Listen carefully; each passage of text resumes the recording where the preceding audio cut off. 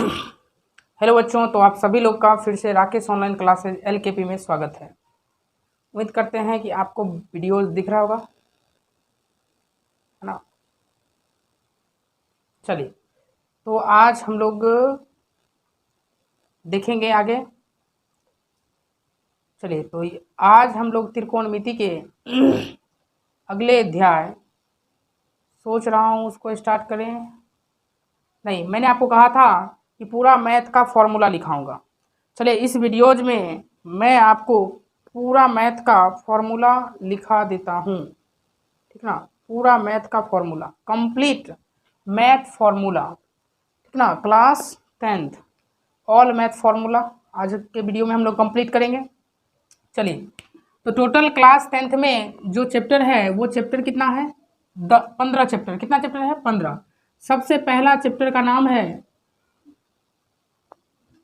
सबसे पहला जो चैप्टर है उस चैप्टर का नाम है वास्तविक वास्तविक संख्या। पहला चैप्टर का नाम क्या है? वास्तविक संख्या। हम लोग आराम से लाइव में लिखते हुए चलेंगे और आपको पूरा फोकस करना है और ध्यान से पढ़ना है, ठीक है। आपको मेहनत करते चलना है साथ ही साथ, ठीक है। चलिए, वास्तविक संख्या। इसमें जो आपका सबसे पहला जो क्वेश्चन बनेगा वो बनेगा यूक्लिड। क्या बनेगा? ध्यान से देखते चलिएगा। यूक्लिड विभाजन एल्गोरिथम। रिथम, यह एक कथन था, लेकिन बाद में जाके इसे प्रमेयिका कहा गया। प्रमेयिका से क्या होता है? तो यदि हम किसी ए संख्या को बी से भाग करेंगे, किसी ए संख्या को बी से भाग करते हैं तो वह क्यू बार में लगेगा और शेषफल क्या बचेगा? आर। जो कि यहाँ जो दिख रहा है इसको हम लोग क्या कहते हैं? भाजक बोलते हैं। और जो यहाँ दिख रहा है इसको क्या कहते हैं? भागफल कहते हैं, भागफल। और जो यहाँ दिख रहा है इसको क्या कहते हैं? शेषफल। तो यूक्लिड विभाजन एल्गोरिथम में यह रिलेशन बताया गया कि ए बराबर होता है बी क्यू प्लस आर। ए बराबर बी क्यू प्लस आर, जहाँ जो आर का मान है वह 0 भी हो सकता है और लेकिन 0 से ज़्यादा होगा तथा बी से कम होता है। ये हो गया किसके बारे में? यूक्लिड विभाजन एल्गोरिथम। दूसरा इस चैप्टर में जो फॉर्मूला बनेगा वो बनेगा इससे कि पहली संख्या गुना दूसरी संख्या बराबर मौसो गुना लौसो, ठीक है। मौसो गुना लौसो। यहाँ से यदि आप निकालना चाहें तो निकाल सकते हैं। पहली संख्या बराबर मौसो गुना लौसो बटे दूसरी संख्या। इसी प्रकार आप संख्या चेंज कर दीजिएगा कि यदि दूसरी संख्या पूछे, दूसरी संख्या बराबर क्या होगी? तो दूसरी संख्या बराबर हो जाएगा मौसो गुना लौसो बटे पहली संख्या। इसी प्रकार आपसे यदि मौसो पूछा जाए, क्या पूछा जाए? मौसो। तो मौसो पूछ रहा है तो मौसो के सजेशन में क्या होता है? लौसो। तो लौसो यहाँ आ जाएगा, ऊपर आएगा पहली संख्या गुना दूसरी संख्या। उसी प्रकार यहाँ पर लिख सकता हूँ लौसो पूछेगा, क्या कहिएगा? नीचे आ जाएगा मौसो, नीचे क्या आ जाएगा? मौसो। और यहाँ आ जाएगा पहली संख्या गुना दूसरी संख्या।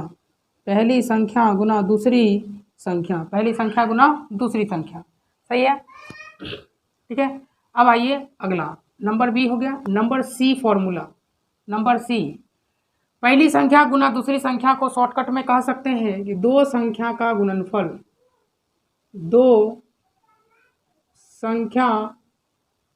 का गुणनफल, दो संख्या का गुणनफल बराबर 900 गुना लॉसो। 900 गुना क्या हो जाएगा? लॉसो। 900 गुना लॉसो। ठीक है, इस प्रकार से इतने फॉर्मूले बनेंगे। और भी कुछ बनेंगे, ए बी सी। अब डी नंबर। तो डी नंबर क्या होगा? डी नंबर में ध्यान से देखिएगा, कुछ कुछ छोटा छोटा पॉइंट है कि छोटी सबसे छोटी प्राकृत संख्या पूछे। सबसे छोटी प्राकृत संख्या तो आपको क्या लगाना है? 1। यदि सबसे छोटी पूर्ण संख्या बोले, क्या बोले? पूर्ण संख्या बोले, तब क्या बोलना है? 0। सबसे छोटी अभाज्य संख्या बोले, क्या बोले? अभाज्य संख्या बोले तो वो क्या होता है? 2। और सबसे छोटी भाज्य संख्या पूछे तो क्या बोलना है? 4। क्या होगा? 4। चलिए नंबर ई। यदि आपसे पूछा जाए कि लगातार लगातार प्राकृत संख्या हो या लगातार विषम संख्या हो, लगातार प्राकृत संख्या हो या लगातार विषम संख्या हो या अभाज्य संख्या हो, इस सब का जो मौसो होता है का जीरो कितना होता है? हमेशा एक होता है। ऑलवेज एक होता है, हमेशा के लिए एक होता है, कभी यह आंसर बदलता नहीं है। अब आइए एफ नंबर। यहाँ तक किसी कोई दिक्कत नहीं ना? अब याद रखिए, एक क्वेश्चन आता है कि यदि जो परिमेय संख्या होती है, क्या होती है परिमेय संख्या? तो वैसी संख्या जो p बटा q के रूप में होती है, वह परिमेय संख्या दो प्रकार से होता है। एक तो होता है शांत आवर्ती होता है, और एक तो होता है अशांत अशांत। जो शांत होता है इसे कहते हैं अवसानी, और जो अशांत होता है इसे कहते हैं अनवसानी।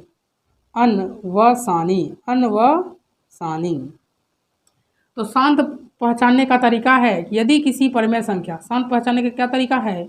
यदि किसी परिमेय संख्या के हर का अभाज्य गुणनखंड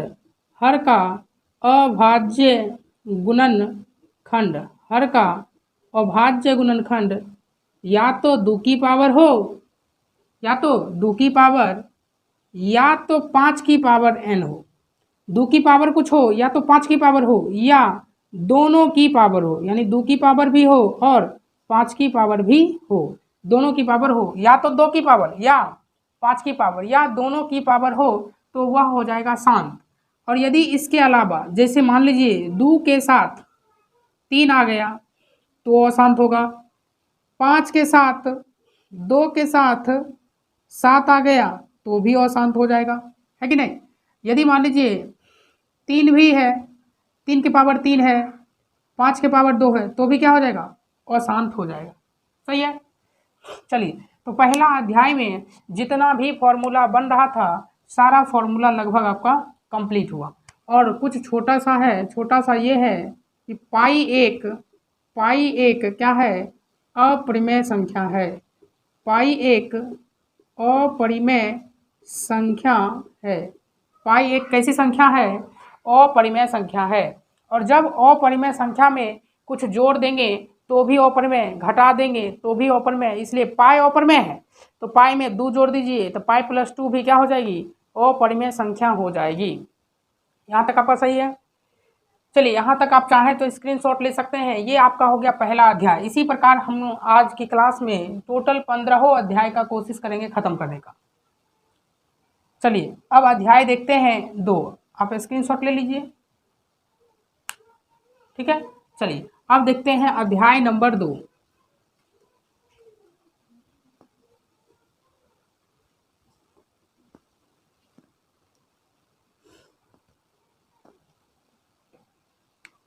अध्याय नंबर 2। अध्याय नंबर 2 का नाम है बहुपद। अध्याय 2 है बहुपद, जिसे अंग्रेजी में पॉलिनोमियल कहते हैं। पॉलिनोमियल बोलते हैं बहुपद। बहुपद अब देखिए, इस बहुपद का जो सबसे पहला बात, सामान्य रूप, सामान्य रूप कह लीजिए या व्यापक रूप कह लीजिए या प्रसारित रूप कह लीजिए, प्रसारित रूप कह लीजिए या प्रसारित रूप कह लीजिए या व्यापक रूप या समान रूप कह लीजिए या विस्तारित रूप कह लीजिए। इतना सारा नाम होता है। विस्तारित रूप, इस सब जो होता है वो होता है ax² plus bx plus c, ax² plus bx plus c, लेकिन a does not equal to 0, a does not equal to 0। जहाँ a क्या है? a है x² का गुणांक, x² का गुणांक, और b क्या है? ये है x का गुणांक, x का गुणांक, और c क्या है? तो c है एक अचर पद। क्या है? अचर पद। दूसरा देखते हैं, यदि बहुपद, बहुपद में बात करें तो घात के आधार पर, बहुपद किसके आधार पर? घात के आधार पर, घात के आधार पर, घात के आधार पर, घात के आधार पर बहुपद जो थे यह निम्न प्रकार के हैं। पहला होगा रैखिक बहुपद। रैखिक बहुपद, तो प्रश्न रैखिक बहुपद से आता है कि इस रैखिक बहुपद का सामान्य रूप क्या होता है? सामान्य रूप क्या होता है? सामान्य रूप ax प्लस b होता है, ax plus b comma a does not equal to 0, जिसमें a क्या है? तो x का गुणांक, अचर पद क्या है? b। a क्या है? x का गुणांक, अचर पद क्या है? b।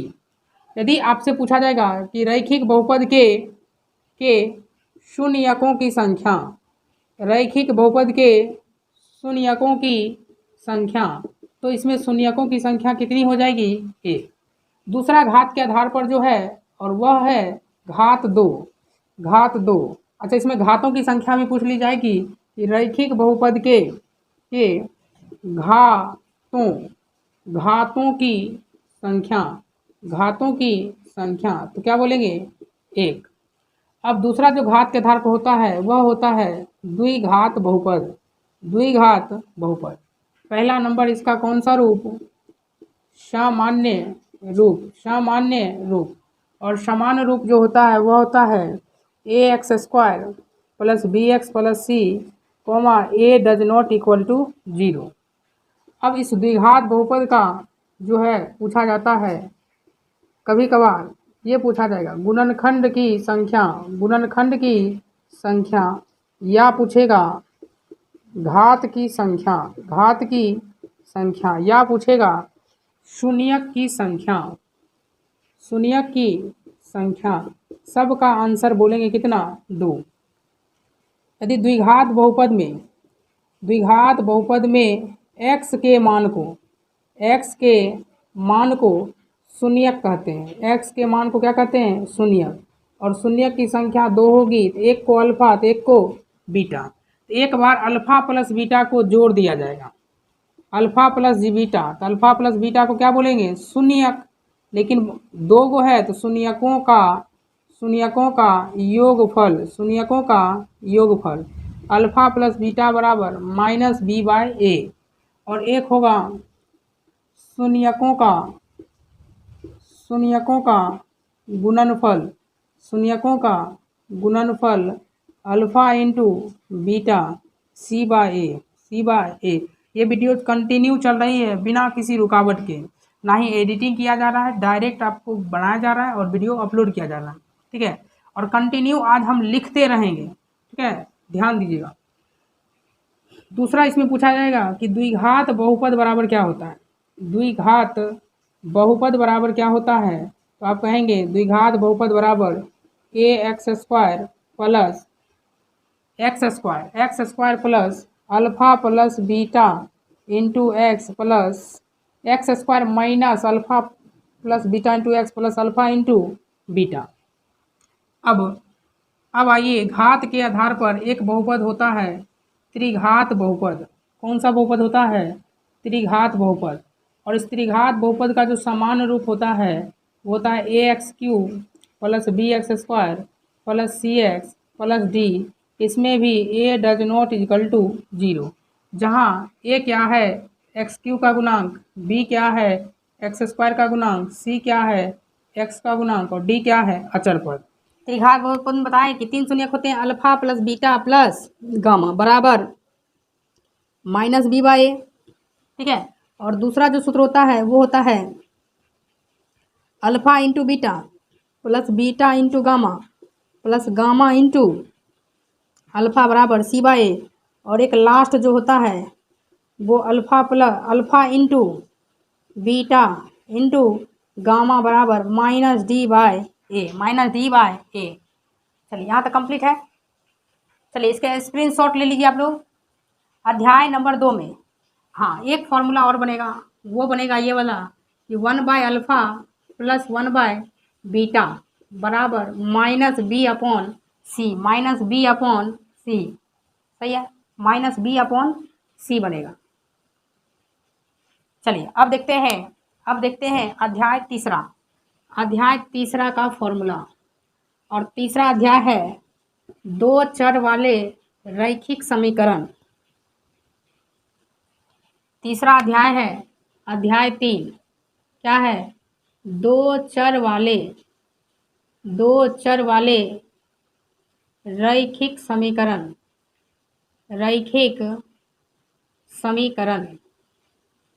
समीकरण 2 चर वाले लीनियर इक्वेशन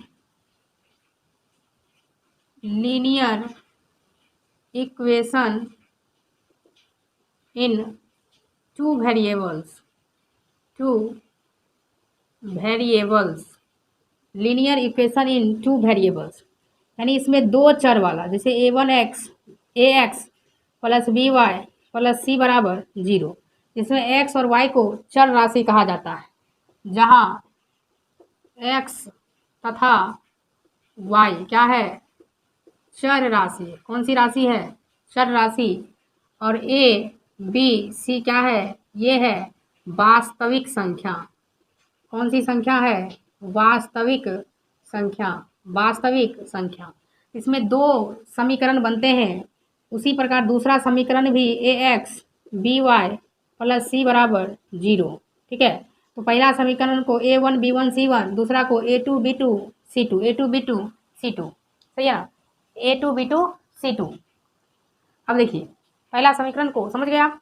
पहला समीकरण को A1 B1 C1, दूसरा A2 B2 C2। अब देखिए इसमें जो है ना 3 फॉर्मूला बनता है। तीनों फॉर्मूला को हम आपको एक सारणी की मदद से याद करवा देते हैं। तीनों फॉर्मूला को सारणी की मदद से याद करवा देते हैं और आपको सब दिन के लिए याद हो जाएगा। आज के बाद आप कभी नहीं इस चैप्टर का फॉर्मूला भूलेंगे। तो पहला फॉर्मूला है रिलेशन के आधार पर A1 बाई A2 बराबर B1 बाई B2 बराबर C1 by C2। A1 by A2 ये याद रहेगा ना, A1 बाई A2 बराबर B1 बाई B2 बराबर C1 बाई C2। यदि तीनों अनुपात यानी x का अनुपात, y का अनुपात और अचर पद का अनुपात, यदि तीनों अनुपात बराबर हो तो ग्राफ जो होता है वह समपाती होता है।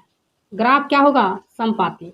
यदि तीनों अनुपात बराबर हो तो ग्राफ कैसा होगा? समपाती। ग्राफ कैसा होगा? समपाती। समपाती का मतलब जैसे मान लीजिए यह हाथ, ये जो हाथ है, ये हाथ इस हाथ पर समपाती हो गया, मतलब यह हाथ इस हाथ को ढक लिया, इसका मतलब ये यहाँ पर भी ढका, यहाँ पे हल होगा। जहाँ जहाँ यह हाथ दूसरे हाथ को ढका होगा वहाँ वहाँ क्या होगा? हल होगा। जैसे देखिए ये 2 रेखा हो गई और ये दोनों रेखा यदि एक दूसरे के ऊपर आ जाए, देखिए अभी आपको कितने लग रहे हैं? 2 तार लग रहे हैं। कितने तार लग रहे हैं? 2 तार। लेकिन जब ये ऐसे आ जाए तो बताइए अब कितने तार लग रहे हैं? 1 तार।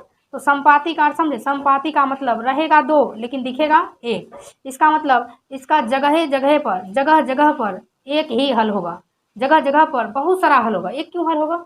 यहाँ भी हल होगा, यहाँ भी हल होगा, यहाँ भी हल होगा। इसका मतलब जो समपाती होता है, संपाती होता है तो एक आदमी दूसरे आदमी पर सुत जाएगा, तो सुत जाएगा मतलब मारते हल होगा, मतलब हल कितने होंगे, अनेक हल होंगे। हल कैसे होंगे, अनेक हल होंगे, अनेक हल होंगे। पूछेगा ग्राफ कैसा होता है, तो सब एक के पॉइंट हो गया, अर्थात संपाती। संपाती ग्राफ कैसा होगा, संपाती। ग्राफ संपाती होगा, ग्राफ क्या होगा, संपाती होगा, संपाती होगा।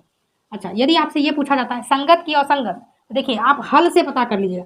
यदि सॉल्यूशन है, हल हो गया, सॉल्यूशन हल है, हल हल हुआ है, इसका मतलब संग में रहा होगा तभी तो हल होगा। जैसे मान लीजिए जब तक आप किसी के संग में नहीं रहिएगा तब तक सॉल्यूशन निकल ही नहीं सकता है, अकेले सॉल्यूशन थोड़ी निकलेगा। तो सॉल्यूशन निकलने के लिए किसी के साथ रहना पड़ेगा, यानी संगत होगा तभी जा करके हल होगा। चलिए, तो बीच में लाइन चली गई थी जिसके कारण से हमें लगभग आधा घंटा इंतजार करना पड़ा है लाइन के लिए। अब लाइन आ गई है फाइनली। चलिए, तो इसके लिए तब तक मैंने लिख लिया है। चलिए अब इसको समझ जाते हैं।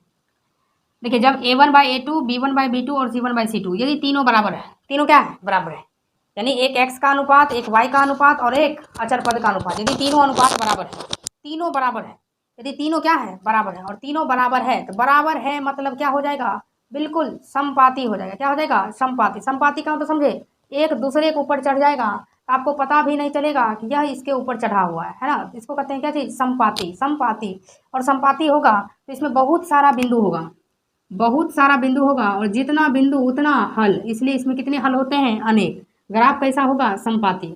अच्छा, यहाँ पर दोनों आपको समझाएंगे, पहले यहाँ आ जाइए। यदि a1/a2 b1/b2 बराबर है, लेकिन अगला बराबर नहीं है, पहले आपसे इसमें क्या हुआ, एक कहानी के द्वारा समझाते हैं कि आपसे पहले कोई पूछा कि नाश्ता लीजिएगा, तो आपने बोला हाँ, फिर कहे क्या इसकी ज़रूरत थी लाने की, नहीं लाते। जब ऐसा कहिएगा, कभी कभी मान लीजिए आपके साथ ऐसा हो कि आप पहली बार किसी के यहाँ पहुँचे और नाश्ता लेकर के कोई आया, तो आपने उसको कहा नाश्ता लीजिएगा, पहले आपसे पूछा गया नाश्ता लीजिएगा, तो आपने बोला हाँ, फिर बोले कि नहीं नहीं नहीं ज़रूरत है, फिर ज्यों ही ऐसा बोलिएगा तो नाश्ता लेने ही चल जाएगा, नाश्ता लेकर ही चल जाएंगे, अर्थात आपके सॉल्यूशन का कोई हल ही नहीं होगा। जब एक बार पूछेगा हाँ, एक बार बोलिएगा नहीं, हाँ नहीं, हाँ नहीं, मतलब कोई सॉल्यूशन ही नहीं निकलेगा कि क्या बोले हैं। ग्राफ कैसा होगा, समांतर होगा। ग्राफ कैसा होगा, समांतर। समांतर होगा मैंने जैसे आया वैसे ही क्या हो गया, चल गया। अब देखिए, यदि a1/a2 बराबर नहीं b1/b2, बराबर नहीं b1/b2, तो जब ऐसे होगा तो ग्राफ कैसा होगा, प्रतिच्छेदी। और प्रतिच्छेदी रेखा कितने बिंदु पर प्रतिच्छेद करती है, एक, इसलिए इसमें एक हल होगा, यानी इसके जैसा कोई हल ही नहीं होगा, अर्थात इसको कहते हैं अद्वितीय हल होगा, ग्राफ प्रतिच्छेदी। अच्छा, इसमें बहुत बच्चों को बहुत ज़्यादा कन्फ्यूजन रहती है, संगत और विरोधी, असंगत विरोधी और संगत और विरोधी। इसके लिए देखिएगा मस्त तरीका, संगत के साथ अविरोधी, संगत के साथ अविरोधी। ध्यान सुनिए, यदि आप किसी के संग में रहते हैं, यदि आप किसी के संग में रह रहे हैं, तो बताइए आपका विरोध किया गया कि अविरोधी है। आप किसी के संग में रह रहे हैं तो इसमें विरोध हुआ या नहीं हुआ, हम किसी के संग में रह रहे हैं, इसका मतलब विरोध नहीं हुआ है, तभी तो रह रहे हैं, विरोध नहीं है। इसका तो जो संगत होता है वो अविरोधी, जो संगत होता है वो अविरोधी। यदि मान लीजिए हम किसी के साथ में नहीं रहते, नहीं रहते हैं, इसका तो जरूर बहुत सारा आदमी विरोध किया होगा। तो असंगत, असंगत विरोधी, उसी प्रकार से आप याद रख सकते हैं, संगत विरोधी, संगत विरोधी। अब जैसे मान लीजिए यह दो आदमी था और दो आदमी आपस में एक दूसरे पर संपाती था। संपाती है मतलब कितने हल हुआ, और बहुत सारा प्रॉब्लम के सॉल्यूशन का हल हुआ। हल हुआ इसका मतलब मिले होंगे, बिना मिले सॉल्यूशन थोड़ी हो सकता है, मिले होंगे, मिले तो संगत, नहीं मिलते तो असंगत। जैसे यहाँ पर कोई सॉल्यूशन ही नहीं हुआ, जब कोई हल ही नहीं हुआ, इसका मतलब हम मिले ही नहीं होंगे, नहीं मिले होंगे अर्थात असंगत, असंगत, और जरूर नहीं मिले होंगे, इसका तो कोई ना कोई विरोध किया होगा, इसीलिए क्या होगा, विरोधी, विरोधी। ठीक है, अब यहाँ पर एक बार हल हुआ है, यानी समस्या का हल एक बार हुआ है, इसीलिए एक बार हल हुआ है, इसलिए एक हल, एक हल, हल हुआ, इसका तो संग में जरूर रहे होंगे, संगत, इसका तो कोई विरोध नहीं किया होगा। चलिए आप स्क्रीनशॉट ले सकते हैं। ये हो गया अध्याय नंबर कितने का, 3 तक का आपका कवर हो गया। अब हम लोग चलेंगे अध्याय नंबर 4। अध्याय नंबर 4 कहिएगा, तो 2 पार्ट में वीडियोज हम लोग कवर कर लेंगे, एक पार्ट 1 चलेंगे, एक पार्ट 2 चलेंगे। पार्ट 1 में हम लोग कर लेंगे 1 से 6 तक, 1 से 6 या 7 तक, ठीक है। उसके बाद पार्ट 2 में कर लेंगे आगे के 2 चैप्टर, 7 चैप्टर, जैसा कहिएगा वैसा करेंगे, ठीक है। वीडियो लंबा नहीं होगा, 2 पार्ट में आपका सारा फॉर्मूला खत्म कर देंगे, ठीक है। आइए, अब आइए अध्याय नंबर 4। अध्याय 4 है द्विघात समीकरण। कौन सा समीकरण है? द्विघात समीकरण। द्विघात समीकरण, quadratic equation. Quadratic equation, quadratic equation, द्विघात समीकरण। देखिए, द्विघात के बारे में अभी आपने पीछे पढ़ा है, बशर्ते यहाँ पर समीकरण है। तो आपने द्विघात बहुपद का जो सामान्य रूप पढ़ा था, द्विघात बहुपद का आपने सामान्य रूप क्या पढ़ा था? तो सामान्य रूप पढ़े थे ax² plus bx plus c, लेकिन इसमें बस बराबर 0 लगा देते हैं। यदि किसी द्विघात बहुपद के समान रूप में बराबर 0 लगा देते हैं तो वह हो जाता है द्विघात समीकरण। अब आपने देखा था कि द्विघात बहुपद में x के मान को, द्विघात बहुपद में x के मान को शून्य कहा जाता था, लेकिन यहाँ पर x के मान को मूल कहा जाएगा। तो कहेगा मूलों की संख्या, मूलों की संख्या कितनी होगी? मूलों की संख्या बोले या नाम से ही है घातों की संख्या, घातों की संख्या, तो भी क्या बोलेंगे? 2। अब इसमें मूल कितने होंगे? 2 मूल होंगे। एक मूल को कहा जाएगा अल्फा, एक मूल को बीटा। यहाँ से 2 प्रश्न होगा कि मूलों का योगफल, मूलों का योगफल तो -b/a, और दूसरा हो जाएगा मूलों का गुणनफल यानी c/a। अब द्विघात समीकरण में, द्विघात समीकरण में मूल कैसा होगा? मूल कैसा होगा? इसके लिए हम लोग एक निकालते हैं विवेचक। क्या निकालते हैं? विवेचक। द्विघात समीकरण में मूल कैसा होगा, इस मूल को कैसे निकालते हैं? विवेचक। विवेचक बोले तो d, और d बराबर होता है b² - 4ac। d बराबर b² - 4ac। तो द्विघात समीकरण में हम लोग क्या निकालते हैं? मूलों की प्रकृति, यानी जो मूल, मूल माने क्या होता है? x का मान, मूल माने x का मान। तो x का मान कैसा आएगा? x का मान कैसा आएगा? इससे कहते हैं मूलों की प्रकृति। तो x का मान कैसा आएगा? तो x का मान यदि देखिए, यदि विवेचक निकालें, विवेचक कैसे निकालते हैं? b² - 4ac। यदि d का मान 0 से छोटा हो, या आप इसे ऐसा भी लिख सकते हैं, d के जगह पर b² - 4ac <0, यानी 0 से छोटा, 0 से छोटा, या इसको बोलेंगे विवेचक। विवेचक का मान, विवेचक का मान 0 से छोटा, 0 से छोटा हो, 0 से छोटा हो, छोटा, ठीक है। विवेचक का मान 0 से छोटा हो तो मूल क्या होंगे? मूल अवास्तविक होंगे। मूल क्या होंगे? अवास्तविक होंगे। मूल अवास्तविक होंगे, अर्थात वास्तविक नहीं होंगे। यदि d का मान 0 आए, या इसी को कह दीजिए b² - 4ac बराबर 0, या विवेचक का मान 0 हो, तो मूल जो है वो वास्तविक संख्या आएंगे, वास्तविक संख्या आएगी, और साथ ही साथ एवं वास्तविक संख्या एवं क्या होंगे? समान होंगे। यानी वास्तविक संख्या, जैसे एक आंसर √3 आया तो दूसरा आंसर भी √3 ही आएगा। यदि एक संख्या 2 आया तो दूसरा भी मूल 2 ही आएगा। इसे ही कहते हैं कि वास्तविक संख्या हो सकती है एवं समान हो। तीसरा कहता है यदि विवेचक का मान 0 से बड़ा हो, या d के जगह पर b² - 4ac का मान 0 से बड़ा हो, तो मूल वास्तविक चलिए, तो यहाँ तक लिख लिए। यदि विवेचक का मान 0 से बड़ा हो तो, या b² - 4ac का मान 0 से बड़ा हो तो मूल वास्तविक एवं असमान होंगे। मूल वास्तविक एवं असमान होंगे, ठीक है। एक और इसमें बच गया है, और वो बच गया है द्विघात सूत्र। क्या बच गया है? द्विघात सूत्र। और द्विघात सूत्र मतलब x बराबर -b प्लस माइनस √d/2a। यदि हम द्विघात समीकरण की बात करें तो इसके 2 मूल होते हैं, एक का नाम अल्फ़ा, एक का नाम बीटा। तो अल्फ़ा बराबर -b प्लस √d/2a, और बीटा का जो मान होगा वो -b √d/2a। इस प्रकार से अध्याय 4 के जितने भी फॉर्मूले होते हैं सभी फॉर्मूले आपके कंप्लीट हुए। हाँ, लेकिन कभी कभार आपसे ये पूछा जाएगा कि द्विघात सूत्र कैसे निकालिएगा? द्विघात सूत्र है ना, सॉरी, द्विघात समीकरण। तो कोई दिक्कत नहीं है। क्या जानते हैं? x² minus alpha plus beta x plus alpha into beta. बस यहाँ पर क्या लगा देंगे? बराबर 0 हो जाएगा। चलिए, आप इसका स्क्रीनशॉट अच्छे से ले लीजिए। ले लिए। चलिए अब हम लोग देखेंगे अध्याय नंबर 5। जब 5वां अध्याय देख लेंगे तब जा कर के फिर 6ठा, फिर 7वां, 8वां, 9वां, 10वां, 11, 12, 13, 14, 15 2 पार्ट में सोच रहे हैं ख़त्म कर देंगे। ठीक है, आइए अब देखते हैं अध्याय 5। अध्याय 5 है समांतर समांतर श्रेणी, समांतर श्रेणी, arithmetic arithmetic progression, arithmetic progression, समांतर श्रेणी। समांतर श्रेणी का जो व्यापक रूप होता है, कौन सा रूप? व्यापक रूप। समांतर श्रेणी का कौन सा रूप? व्यापक रूप जो होता है वो होता है ए प्लस डी, और आगे ए प्लस 2d, फिर ए प्लस 3d, ऐसे ऐसे कंटिन्यू चलते रहते हैं। जिसमें ए जो होता है, जिसमें ए जो है वो प्रथम पद कहा जाता है, बाद में देखेंगे, और डी को सार्व अंतर कहते हैं। इस एपी में देखिएगा जो ये इसको कहते हैं पहला पद। एपी में क्या होता है? पहला पद, और पहला पद को क्या बोलते हैं? T1 या A1 कहा जाता है, जिसका सूत्र ए होता है।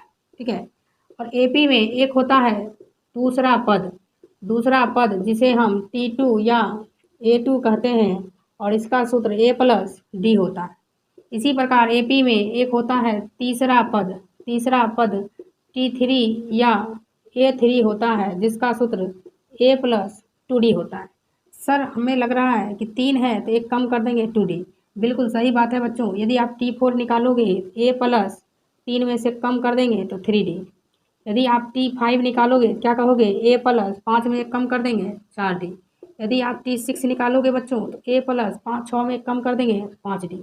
इसी प्रकार T20 निकालोगे बच्चों तो क्या निकल जाएगा? A प्लस एक कम यानी 19d, है ना। अब आइए एपी का अगला। तो एपी में एनवां पद का फॉर्मूला कौन सा पद का होता है? एनवां पद बोले तो Tn या An। इसका फॉर्मूला होता है A plus n minus 1 into D, A plus n minus 1 into D, जहाँ ए बराबर प्रथम पद, और डी बराबर सार्व अंतर, और टी एन बराबर पदों की संख्या, n बराबर पदों की संख्या, और Tn बराबर nवां पद बोलते हैं। क्या बोलते हैं? nवां पद। ठीक है, उसी प्रकार से इसमें देखिएगा एक होता है पदों का योगफल। क्या होता है? पदों का योगफल। तो पदों का योगफल या योग बराबर Sn बराबर होता है n/2 into 2a plus n minus 1 into D. उसी प्रकार Sn बराबर इसे हम n/2 इंटू ए प्लस एल, या आप यह भी लिख सकते हैं n/2 इंटू ए प्लस Tn, या आप इसे यह भी लिख सकते हैं n/2 इंटू ए प्लस एन। ठीक है, इस प्रकार से एपी का कुछ और महत्वपूर्ण फॉर्मूला, जैसे सार्व अंतर निकालना। क्या निकालना हो?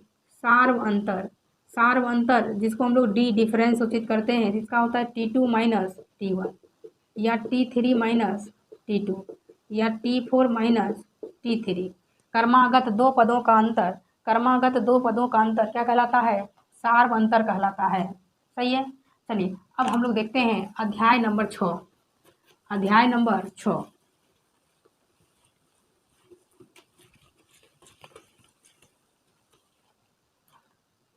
अध्याय नंबर 6 है, जिसका नाम है त्रिभुज। क्या नाम है? त्रिभुज। और अंग्रेजी में इसे कहते हैं ट्राईएंगल। क्या बोलते हैं? ट्राईएंगल। और ट्राईएंगल का कोई भी सूत्र नहीं होता है। ट्राइंगल में जो होता है जनरली फॉर्मूला नहीं होता है, इसमें थ्योरम आता है। हम लोग थ्योरम प्रूफ करेंगे तो वहाँ पर देख लेंगे। ठीक है, तो 6ठा अध्याय आपका खत्म हुआ। अब हम लोग क्या करते हैं? रहने देते हैं। ठीक है, तो अगले दिन देखेंगे अध्याय 7 से लेकर के, अगला दिन का टॉपिक रहेगा 7 से लेकर के 15 तक। अध्याय 7 से लेकर के 15 तक। ऐसे क्या करेंगे? आपको अध्याय 8 का फॉर्मूला, चलिए आज हम लिख देते हैं अध्याय 8। अध्याय 8 का फॉर्मूला। और 8वां नंबर है त्रिकोणमिति का त्रिकोणमितीय का परिचय। त्रिकोणमिति का परिचय। चलिए इसको अच्छे से लिख लेते हैं, फिर देखेंगे। हेलो बच्चों, तो आप सभी लोग का राकेश ऑनलाइन क्लासेज LKP में स्वागत है। आज का जो वीडियोज है इसमें हम लोग सभी त्रिकोणमितीय फॉर्मूला को रिवाइज करेंगे, क्योंकि 8.3 तक आपका समाप्त हो चुका है ना। वॉइस क्लियर आ रहा होगा। और 8.4 हम लोग स्टार्ट करेंगे, लेकिन उससे पहले यह वीडियो आपके लिए बहुत ही लाभदायक है। इसमें आपको सभी त्रिकोणमितीय फॉर्मूला देखने को मिलेगा। आप ऐसे पीछे भी पढ़ चुके होंगे। चलिए बिना समय गंवाए हुए आप पहले क्या कीजिए, यदि वीडियो अच्छा लगे तो लाइक शेयर बाद में करना है, पहले पढ़ाई करनी है, ठीक है। चलिए, तो सबसे पहले क्या करना है आपको, शुरुआत से हम लोग करेंगे। शुरुआत से मैंने आपको क्या बताया एकदम। आज के क्लास में हम लोग क्या देखेंगे, सभी त्रिकोणमितीय फॉर्मूला। क्या देखेंगे, फिर से रुक जाइए, सभी त्रिकोणमितीय फॉर्मूला को देखेंगे। जितनी भी त्रिकोणमिति में फॉर्मूला यूज हुआ है, सभी फॉर्मूला को हम लोग तेजी से स्टडी करेंगे। आज की क्लास बड़ी शानदार होने वाली है, और ये सभी एग्जाम के लिए है। सभी त्रिकोणमितीय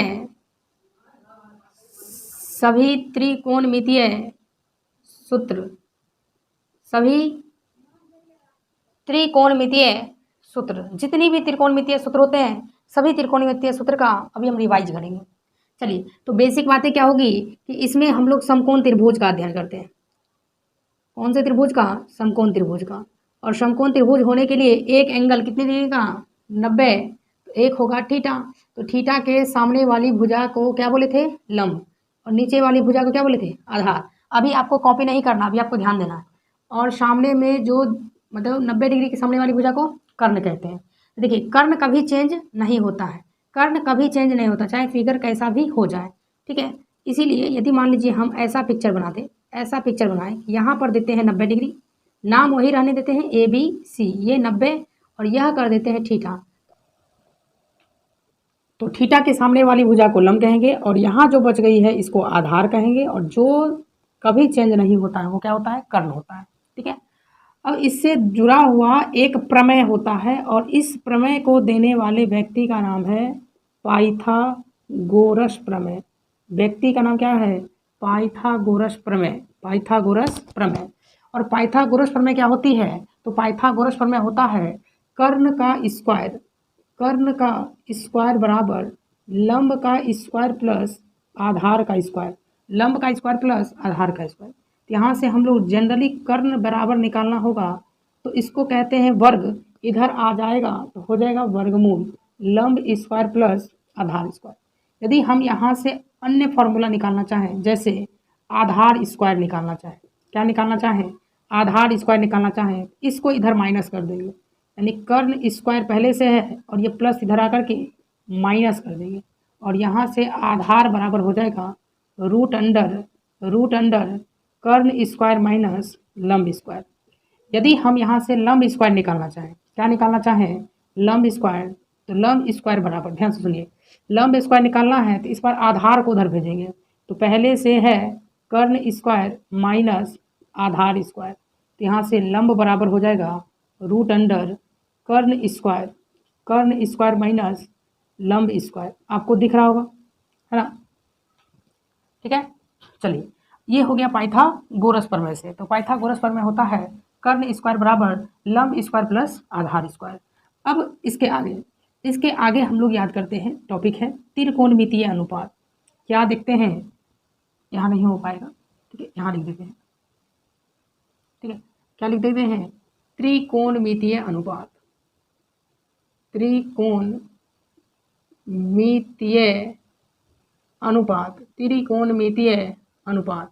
त्रिकोणमितीय अनुपात होता है साइन थीटा बराबर लंब बटा कर्ण, है कि नहीं। दूसरा आपको पता है तो आप भी लिखते चलिए, कॉस थीटा बराबर आधार बटा कर्ण। तीसरा टेन थीटा बराबर लंब बटे आधार। चौथा कॉट थीटा बराबर आधार बटे लंब, और पांचवा सेक थीटा बराबर कर्ण कर्ण बटे आधार, और छठा कौशिक थीटा बराबर कर्ण बटा लंब। ठीक है, इस प्रकार से। अच्छा, इसमें ना कुछ रिलेशन होता है। रिलेशन क्या होता है तो मैं यहाँ पर आपको समझाने का प्रयास करता हूँ, तो ध्यान से देखिए।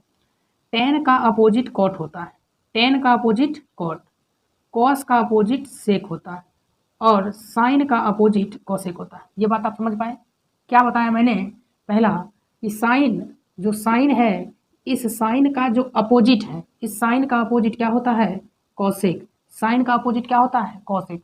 जब कोई दो अपोजिट वैल्यू को, जब कोई दो अपोजिट, जैसे साइन है और इस साइन का अपोजिट क्या है? कॉसेक, और जब दो अपोजिट वैल्यू को गुना करते हैं तो उसका मान कितना आता है? 1। जब दो अपोजिट वैल्यू को गुना करते हैं तो उसका मान क्या आता है? 1। अब यहाँ से हम लोग साइन थीटा निकाल लेंगे। साइन थीटा बराबर 1 बटा कॉसेक थीटा, 1 बटा कॉसेक थीटा, और यहाँ से निकाल लेंगे कॉसेक थीटा बराबर 1 बटा साइन थीटा, 1/sin थीटा। ठीक है। अब दूसरा हमें यहाँ क्या करेंगे कि कॉस थीटा है, और देख लीजिए कॉस थीटा का अपोजिट क्या होता है? सेक थीटा, और जब दो अपोजिट वैल्यू को आपस में गुना करते हैं तो उसकी वैल्यू कितनी आती है? 1। यहाँ से हम लोग कॉस थीटा बराबर 1/1 सेक थीटा, और सेक थीटा निकालना है, सेक थीटा, तो 1/1 कॉस थीटा, 1/कॉस थीटा। ठीक है, दिख रहा होगा?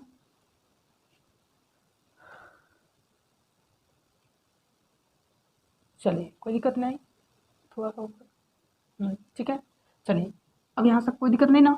चलिए, अब हम लोग यहाँ पर देख लेते हैं तीसरा यहीं पर देख लेते हैं टेन थीटा। टेन थीटा का अपोजिट होता है कॉट थीटा, और जब इस दो अपोजिट नंबर को गुना करेंगे कितना होगा? 1। इस प्रकार से यहाँ से टेन थीटा बराबर हो जाएगा 1/1 कॉट थीटा, और कॉट थीटा बराबर हो जाएगा 1/टेन थीटा, 1/टेन थीटा। सही है। चलिए, अब हम लोग देखते हैं, यहाँ तक आप लिख लिए।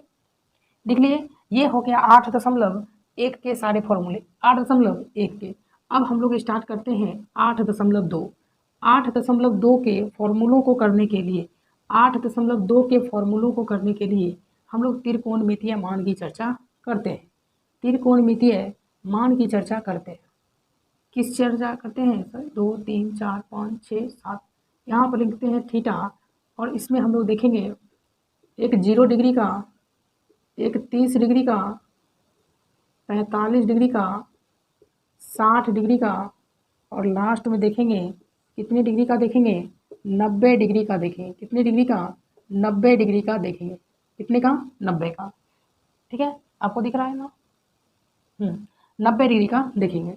इसमें हम लोग भर लेंगे साइन थीटा, या सिर्फ साइन रहने दीजिए, कॉस, टेन, कॉट, सेक, कॉसेक, सेक, कॉसेक। साइन 0 का मान 0, साइन 30 का मान 1/2, साइन 45 1/√2, साइन 60 √3/2, साइन 90 1। ठीक है, अब आ जाइए कॉस 0 का मान 1, कॉस 30 का मान √3/2, कॉस 45 1/√2, कॉस 60 1/2, और कॉस 90 का 0। टेन 0 का मान 0, टेन 30 1/√3, टेन 45 1, टेन 60 √3, टेन 90 अपरिभाषित, कॉट 0 अपरिभाषित, कॉट 30 √3, कॉट 45 1, कॉट 60 1/√3, और कॉट 90 0। सेक का कॉस से निकालते हैं तो 1 का उल्टा हो जाएगा 1, यहाँ हो जाएगा 2/√3, और 1/√2 का उल्टा √2, 1/2 का उल्टा 2, और अपरिभाषित। कॉसेक का रिलेशन साइन से निकालते हैं, 0 का उल्टा अपरिभाषित, 1/2 का उल्टा 2, और ये √2, 2/√3, और 1 का उल्टा 1। चलिए, यहाँ तक कंप्लीट हुआ? यहाँ तक कंप्लीट है ना? ठीक है, चलिए, अब हम लोग यहाँ पर देख लेते हैं 8.3 का फॉर्मूला। 8.3 का अट जाएगा। 8.3 में छोटा ही फॉर्मूला है, साइन थीटा बराबर लिख सकते हैं, या इधर ही कर देते हैं, साइन 90 माइनस थीटा बराबर cos theta, cos 90 minus theta बराबर sine theta, tan 90 minus theta बराबर कॉट थीटा। क्या लिखेंगे? Cot theta. Cot 90 minus theta बराबर tan theta, sec 90 minus theta बराबर सेक 90 माइनस थीटा बराबर cosec theta, cosec 90 minus theta बराबर sec theta. ये हो गया, इसको कहते हैं पूरक कोण का अनुपात। क्या बोलते हैं, हेडिंग लगा सकते हैं, क्या चीज़, पूरक कोण का अनुपात, पूरक कोण का त्रिकोणमितीय मान, और ये है त्रिकोणमितीय मान।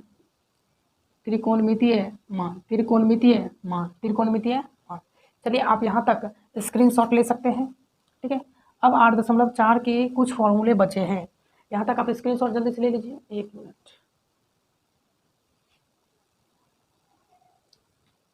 लिख लिए। चलिए अब इधर से मिटा दें, चलिए इसको मिटा देते हैं। चलिए अब देखिए, अब है त्रिकोणमितीय सर्वसमीका, त्रिकोणमितीय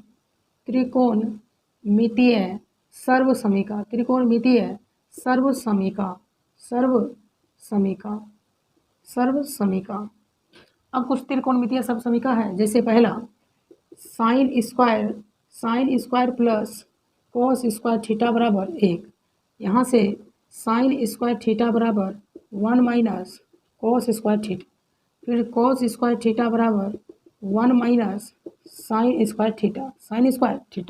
अच्छा, यहाँ से एक और कर सकते हैं, sine square theta plus cos square theta बराबर 1, साइन स्क्वायर थीटा बराबर 1 माइनस कॉस स्क्वायर थीटा, तो फाइनली साइन थीटा बराबर √1 माइनस कॉस स्क्वायर थीटा। उसी प्रकार से कॉस स्क्वायर थीटा बराबर 1 माइनस साइन स्क्वायर थीटा, तो कॉस थीटा बराबर √1 माइनस साइन स्क्वायर थीटा। ये है त्रिकोणमितीय पहली सर्वसमीका, ठीक है। इसको आप लिख लिए होंगे। अब आइए त्रिकोणमितीय दूसरी सर्वसमीका। तो त्रिकोणमितीय क्या दूसरी सर्वसमीका है, sec square theta minus tan square theta बराबर 1, यहाँ से सेक स्क्वायर थीटा निकाल सकते हैं। सेक स्क्वायर थीटा बराबर 1 प्लस टेन स्क्वायर थीटा, यहाँ से सेक थीटा बराबर √1 प्लस टेन स्क्वायर थीटा, वापस निकाल सकते हैं टेन स्क्वायर थीटा बराबर क्या हो जाएगा, सेक स्क्वायर थीटा -1, और टेन थीटा बराबर √, सेक स्क्वायर थीटा -1। तीसरी सर्वसमीका है cosec square theta minus cot square theta बराबर 1, यहाँ से हम लोग निकाल सकते हैं कॉसेक स्क्वायर थीटा बराबर 1 प्लस कॉट स्क्वायर थीटा, फिर यहाँ से कॉसेक थीटा बराबर √1 प्लस कॉट स्क्वायर थीटा, फिर कॉट स्क्वायर थीटा निकालना है। क्या लिखेंगे, कॉसेक स्क्वायर थीटा -1, और कॉट थीटा बराबर √, कॉसेक स्क्वायर थीटा -1। और एक एक्स्ट्रा फॉर्मूला याद रखिएगा, कभी कभार प्रयोग आ जाता है, साइन 2a बराबर 2 sign A into cos A. अच्छा, यदि हम यहाँ पर क्या करें, यदि हम आपसे पूछे साइन 2 थीटा, तो क्या बताइएगा, 2 sine theta into cos theta, 2 sine theta into cos theta, ठीक है। चलिए तो तेज़ी से मात्र हम लोग 13 से 15 मिनट में सारा फॉर्मूला कंप्लीट कर लिए। जितना भी त्रिकोणमिति का फॉर्मूला था सारा फॉर्मूला हम लोग कंप्लीट कर लिए, ठीक है। किसी कोई दिक्कत? एक क्या आप लोग चाहते हैं कि मैं एक ऐसा वीडियोज बनाऊं जिसमें पूरा क्लास 10th के मैथ का फॉर्मूला हो? पूरा मैथ का फॉर्मूला आपको एक ही वीडियो में मिल जाएगा, चाहे वह वीडियो 1 घंटा का ही क्यों ना हो। आप इसे लिखिए और बार बार आप इसे दोहराइएगा, ठीक है, बार बार इसे आप दोहराइएगा। अच्छा, 1-2 बातें याद रखिएगा, नोट पॉइंट क्वेश्चन के तौर पे रहता है। जैसे साइन थीटा बराबर कॉस थीटा, कहेगा साइन थीटा और कॉस थीटा बराबर है, तो थीटा का मान क्या होगा, याद रखिए थीटा का मान 45 डिग्री, कैसे आया ध्यान रखिए। साइन कॉस का पूरक, ये पूरक वाला मामला चलता है, तो देखिए इस थीटा को जोड़ दीजिए, देखिए सॉल्यूशन कैसे आया, इसका थीटा प्लस इसका थीटा बराबर 90 डिग्री। तो थीटा थीटा 2 थीटा बराबर 90, तो 2 से 90 कितनी बार में 45, तो थीटा बराबर कितना डिग्री 45, कितना 45। पूरक में हम आपको बताए थे साइन का पूरा क्या होता है कॉस, कॉस का पूरा क्या होता है साइन, साइन का पूरा क्या होता है कॉस, और कॉस का पूरा क्या होता है साइन। जैसे मान लीजिए हम आपको दूसरा बताएं सेक थीटा बराबर कोसेक थीटा, सेक थीटा बराबर कोसेक थीटा, सेक थीटा बराबर कोसेक, यानी सेक का पूरा कोसेक। तो पूछेगा थीटा का मान कितना होगा, तो आप कह दीजिए थीटा का मान कितना होगा 45, थीटा का मान कितना होगा 45। लेकिन यदि आपसे ये जानना हो कि ये आया कैसे, तो आया कैसे, इसके लिए इसका थीटा प्लस इसका थीटा बराबर 90, थीटा थीटा 2 थीटा बराबर 90 डिग्री, 2 से 90 जाएगा कितनी बार में 45 डिग्री, तो थीटा बराबर फाइनली कितना आ गया 45 डिग्री आंसर, कितना आ गया 45 डिग्री आंसर। यदि आपसे ये रहे कि टेन थीटा बराबर कॉट थीटा, टेन थीटा बराबर कॉट थीटा, तो थीटा का मान क्या होगा, तो थीटा का मान तो क्या कह सकते हैं कि थीटा का मान कितना होगा 45। कैसे, तो इसका थीटा प्लस इसका थीटा बराबर कितना 90, और थीटा थीटा 2 थीटा बराबर 90, 2 से 90 कितनी बार में 45, तो थीटा बराबर कितना डिग्री आ जाएगा 45 डिग्री आंसर, कितना आ जाएगा 45 डिग्री आंसर। बोलिए यहाँ तक किसी कोई दिक्कत, ठीक है।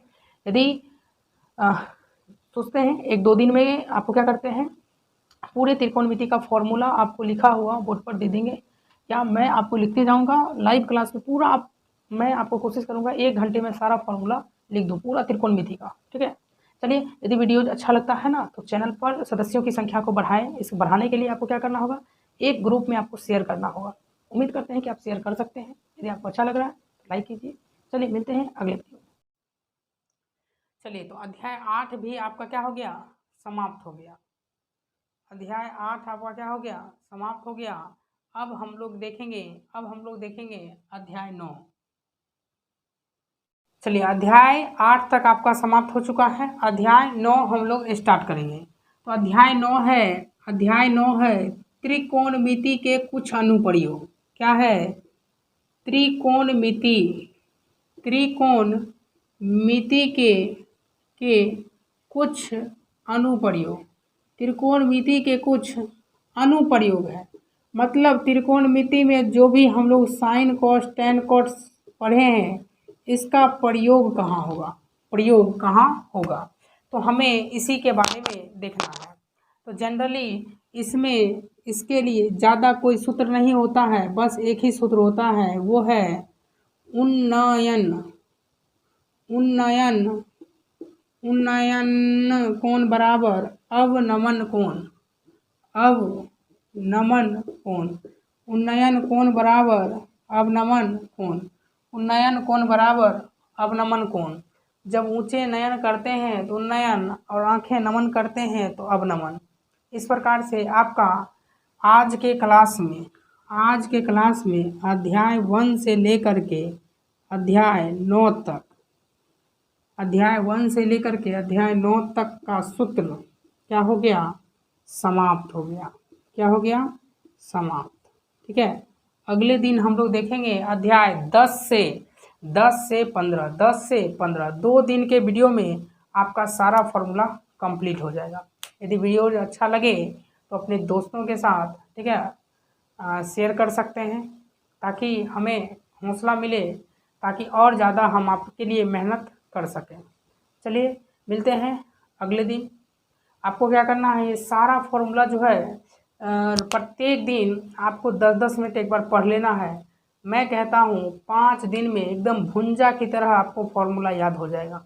मैं जल्द ही सारे मैथ के फॉर्मूले को एक जगह इकट्ठा करने का प्रयास कर रहा हूँ।